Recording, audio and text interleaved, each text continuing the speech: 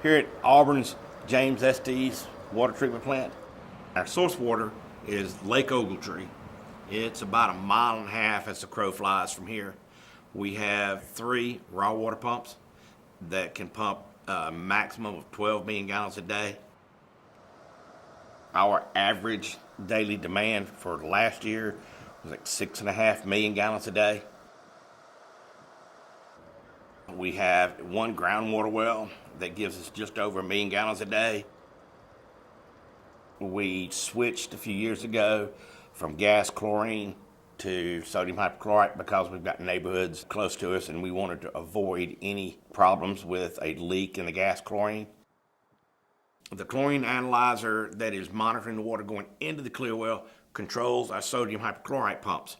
So that analyzer has got to be stable and solid because it does control the chlorine feed. State regs say that we've got to have 0.2 parts per million of chlorine at the furthest reaches of our system.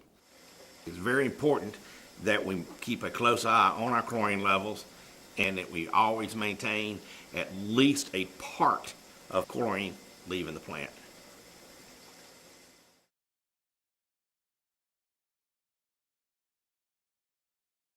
When we got ready to start monitoring chlorine at remote sites, I didn't want a reagent unit because I didn't want to have somebody going out there and keeping track of the reagent levels.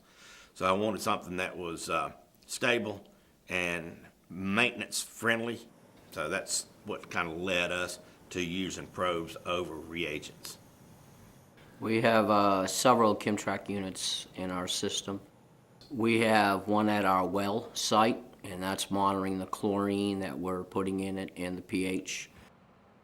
We've got 2 booster stations in our system, and we monitor the chlorine as it's going through the booster stations. And we've got 1 tank that is out at the furthest reaches of our system that we monitor the water as it's going into that tank. Out at our northwest tank, that neighborhood is at the end of the line, as you could say, so it gives us an idea how much chlorine we need to add at this end. The daily verification of that is a requirement of ADEM because the well has to be checked that we have the minimum chlorine level going into the water. The Chemtrac is a very solid unit. We very rarely have to recal it, and it's usually right on. We have a remote site. We had a reagent-less chlorine analyzer out there that was less than user-friendly.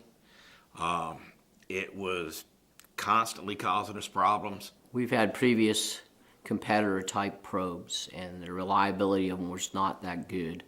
We had a lot of problems with them not staying on cal. It would read fine one day. We'd send the maintenance staff out. They would do the maintenance on it. Then the next day it would be all over the place and then be out there again. So we had decided at that point to try a Chemtrac there. We had them at other locations and our history with them had been very good.